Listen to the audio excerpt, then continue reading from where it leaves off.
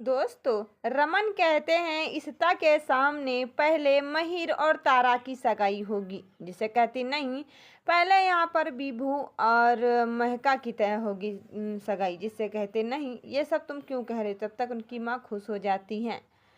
तब तक उधर से आ जाते हैं और कहते हैं कि ये सब क्या हो रहा है, मुझे नहीं पसंद है। महका कहती हैं कि चलो ठीक है, अच्छी बात है, पहले शादी तारा की होती है क्योंकि मैं तो उनसे छोटी हूँ। जिसे कहते हैं लो अब मैं ये सगाई कैंसिल करवाता हूँ। कहती क्यों? क्योंकि वो तो मजाक कर रहे होते फिर भी उनको सीरियस दिखता है। वो कहते हैं कि अच्छी बात है जो आप लोग चाल चल रहे हो, और क्योंकि एक ही होटल में तारा और महिर की सगाई हो जाएगी और उसी होटल में 5 बजे महका और विभू की सगाई हो जाएगी, जिसकी वजह से इशिता तैयार नहीं होती। कहती नहीं ये नहीं हो सकता है।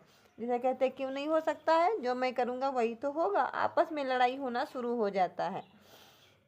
तब तक उनकी माँ कहती हैं कि आप लोग लड़ाई मत करिएगा, जो महिर कह रहा है वो सच है और हम लोग भी अच्छी तरीके से रहेंगे और आप लोगों से भी बातें करेंगे, बताएंगे कि ये सब हो कैसे रहा। तब तक आ जाते हैं। महिर कहते हैं कि माँ आप इनके चक्कर में मत पड़िएगा, क्योंकि जैसा भी है हम आप लोगों से बताएंगे।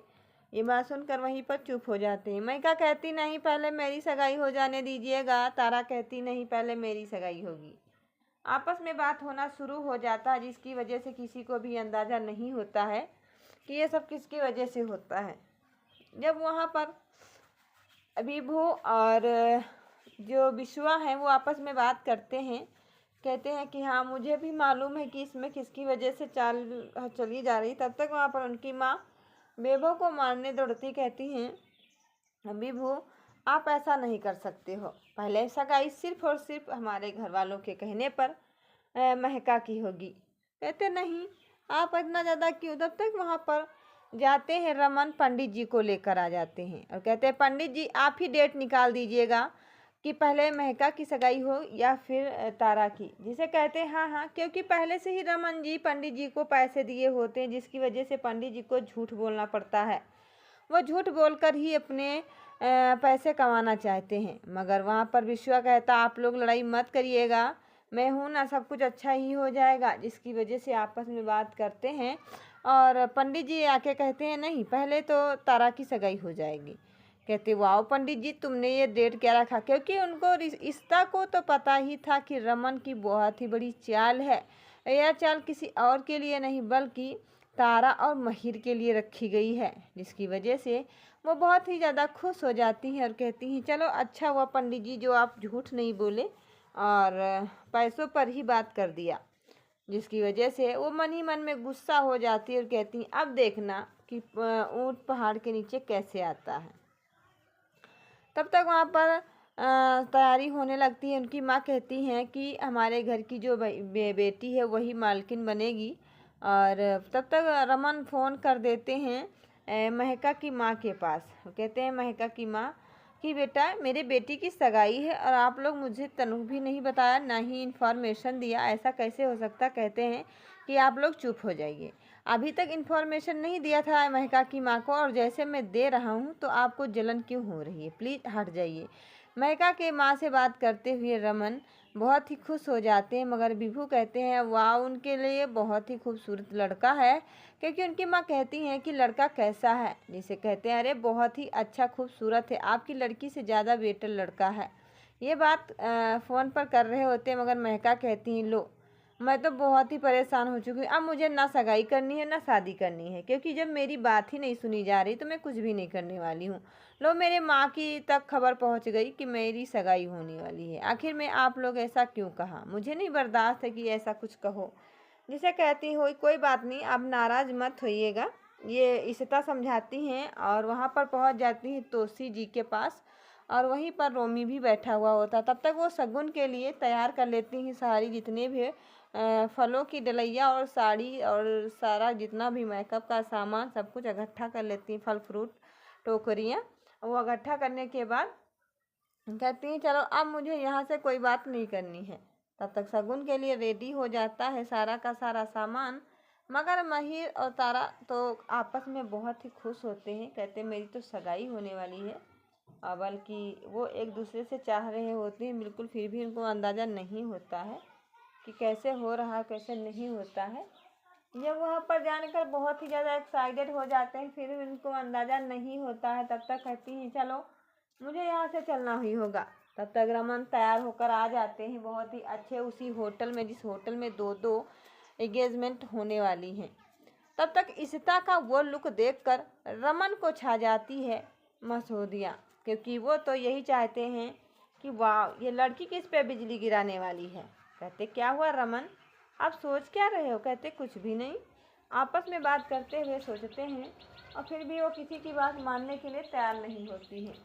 कहती हैं कि चलो जो हुआ सो अच्छा हुआ, मगर वो लुक देखती जिसे कहती क्या हुआ रमन, आपको क्या लगता था कि आप पंडित जी को पैसा दे दोगे तो आप ही की बात मानी जाएगी। अरे मैं भी तो हूँ, आपने तो सिर्फ 500 रुपये दिए थे और मैं तो 1500 दे दिया, इसीलिए पहले तारा और महिर की सगाई होगी। जिसे कहती इन लोग आखिर में आप क्या सोच रही हो। कहते हैं जिस स्कूल में आपने पढ़ाई किया था उस स्कूल का टीचर आज भी मेरे पैर छूता है। ये बात रमन तारा से कहते हैं और इशिता वहीं पर खड़े होकर सुन लेती हैं। तब तक तारा और तारा की माँ वहीं पर सज धज कर आ ही रही होती हैं और कहती हैं चलो जो अच्छा है सो अच्छा है, बट मुझे कुछ तो करना ही पड़ेगा, ताकि आप लोग अंदाज़ा लगा के बैठे हो और हमेशा अंदाज़ा ही लगाइए रहिएगा। तब तक वहाँ पर पूरा मंडप तैयार हो जाता है और मंडप तैयार होने के बाद कहते हैं लड़की को बुलाया जाए। पंडित जी कहते हैं 5 बजे के पहले तारा और महिर की सगाई हो जाए, नहीं तो छेका जो रोका है उसके लिए डेट निकल जाएगी। कहती हाँ चलो मुझे भी मालूम है। वो आपस में बात करते हुए आ जाती हैं तैयार होकर, मगर तारा जैसी ही खूबसूरत लुक लेकर आती हैं जिसे महका देखती हैं, कहती हैं कि लो जिससे मैं प्यार कर रही थी उससे मेरी सगाई नहीं हुई और जो मैं जिसे मैं चाह रही थी उसकी नहीं हुई। ये बात सुनकर चुप हो जाती। तब तक वहाँ पर वेंदता और उनकी माँ और साथ में विश्वा और बाला और बेबो सब लोग अच्छे लुक में आ जाते हैं। एक तरफ तो महका आ रही होती हैं तैयार होकर, दूसरी तरफ तारा आ रही होती हैं। तारा का रुख देखकर काफ़ी ज़्यादा खुश हो जाती हैं इशिता, मगर महका को कहती हैं कि लो तुम परेशान मत हो। वेंदता यानी कि उनकी भाभी जी उनको समझाती हैं और कहती हैं कि आप परेशान क्यों हो रही हो, मैं हूँ ना। कहती मैं इस खड़ूस बेबो के साथ एंगेजमेंट नहीं करने वाली हूँ। कहती नहीं ऐसे नहीं कहते हैं। तब तक वहाँ पर कुछ औरतें आई हुई होती, वो कहती हैं कि तारा का चेहरा लटका हुआ क्यों लग रहा है, चेहरा आखिर में तारा क्या ये एंगेजमेंट करना नहीं चाहती। कहती हाँ क्यों नहीं, वो तो करना चाह रही है, मगर हमारे वहाँ लड़कियों में थोड़ा मासूमियत छाई रहती, इसलिए क्योंकि उसकी सगाई होने वाली है। और आपके उधर तो देख लो तारा को कैसे मुस्कुराती हुई है। तारा तोसी के पास खड़ी होती कहती वाह आप भी बहुत ही अच्छी लग रही हो। तब तक उधर से इशिता आ जाती हैं। इशिता का वो फाइनल लुक देख कर कहती हैं तारा वाह भाभी जी आपका लुक तो सबसे अलग दिख रहा है। कहती आज आप भी बहुत ही ब्यूटीफुल लग रही हो। कहती हाँ क्यों नहीं। ये बात सुनकर वहीं पर जाती हैं, कहती हैं आप बहुत ही बड़ी चाल चल रहे थे, पहले सगाई देखो मैंने करा ही दिया। तब तक सिम्मी कहती हैं धीरे रखिएगा अभी महिर आ ही रहा होगा। तारा कहती कहीं महिर नहीं दिखाई दे रहे, मैं तैयार होके आ चुकी हूँ। जिसकी वजह से तारा उनको समझाती हैं और साथ में महिर को भी, जिसकी वजह से सिम्मी अपने पंडित जी से मिलकर कहते हैं कि पंडित जी तारा और महिर की बातें हमें अच्छी लगी, इसीलिए उनकी सगाई एक नंबर पर होनी चाहिए। और तब तक सिम्मी वहीं पर देख देख कर इशिता को काफ़ी ज़्यादा जलन महसूस कर रही होती। कहती है मैं क्या ही बताऊं, पंडित जी ने भी। ये बात सुनकर शगुन तैयार करके उनकी सगाई होने लगती है। तब तक यहाँ पर रोने लगती हैं महका और कहती हैं लो महिर से मेरे को प्यार था और सगाई हो रही तारा के साथ। वो तो रो रो कर काफ़ी ज़्यादा परेशान हो जाती, मगर फिर भी वो जाती हैं जो इशिता वो उनकी आरती उतारना शुरू कर देती हैं और तारा के घर वाले तारा को समझाते कहते हैं कि आपको टेंशन लेने की ज़रूरत नहीं है, सब कुछ अच्छा ही हो जाएगा और फाइनल आप लोग टेंशन भी मत लीजिएगा। ये बात सुनकर कहते हैं हाँ मुझे तो टेंशन नहीं है, बट आप लोग भी नहीं समझ रहे हो। तो दोस्तों आपको क्या लगता है, क्या सच में अब महका अपनी सगाई करेगी या फिर नहीं करेगी। तो राय मुझे ओपिनियन कमेंट सेक्शन में ज़रूर बताना। अगर दोस्तों वीडियो अच्छी लगी तो लाइक कर लीजिएगा। चैनल पर पहली बार आए तो चैनल को फटाफट सब्सक्राइब करके बेल की घंटी जरूर दबा लीजिएगा, ताकि जो भी मैं वीडियो बनाऊँ उसकी नोटिफिकेशन आप तक सबसे पहले आए। मगर रमन को महिर की सारी सच्चाई जानकर उनको लगाते हैं जोरदार से थप्पड़ और कहते तुमने इतनी बड़ी चाल चली कौन। वो कौन सी बात थे जो चाल चली है वो मैं बताऊंगी नेक्स्ट वीडियो में। तब के लिए हेलो दोस्तों, कैसे हो। तो दोस्तों सुबह मैं खाना बनाई और घर की साफ़ सफाई करी और अब मैं अपने बालों में तेल लगा रही थी, क्योंकि बाल आज मैं धुली हुई थी। और मेरे बाल बहुत गाइस टूटते हैं, देख सकते हो कितने ज़्यादा बाल टूटे हुए हैं। तो आप लोग भी बताइएगा कि ऐसा कौन सा तेल लगाऊं, यूज़ करूं और बालों में, और कौन सा आयुर्वेदिक हो, दवाइयाँ भी चल रही हैं। तो आप लोग ज़रूर बताइएगा, क्योंकि मेरे बाल बहुत सारे टूट रहे हैं। आप लोगों को गाइस दिख रहा होगा, कोई नहीं, वो ठीक हो जाएंगे। तो दोस्तों हमारी वीडियो अच्छी लगी तो लाइक से सब्सक्राइब जरूर कर लीजिएगा। Bye bye, Tata.